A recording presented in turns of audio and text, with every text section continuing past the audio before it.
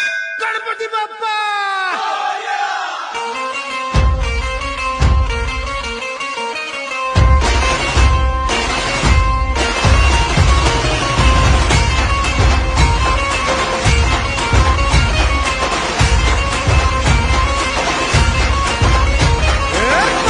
नमन करुणी वंदन इडा मांडून इडा देवाला इडा गावाला इडा पाटलाला इडा मंडळीला